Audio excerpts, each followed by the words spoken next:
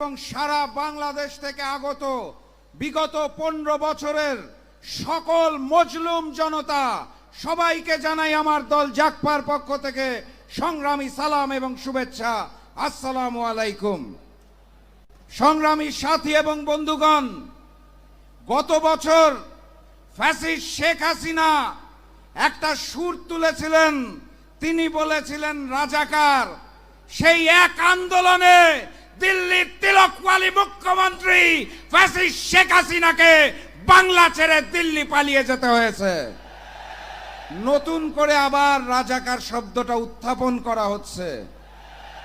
ইতিহাস থেকে শিক্ষা নিন, ভুল করবেন না।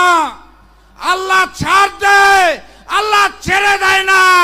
নতুন করে আওয়ামী লীগের স্লোগান তুলে ধরবেন না, আপনাদেরও জনতা বাংলাদেশ থেকে বিতাড়িত করে দেবে।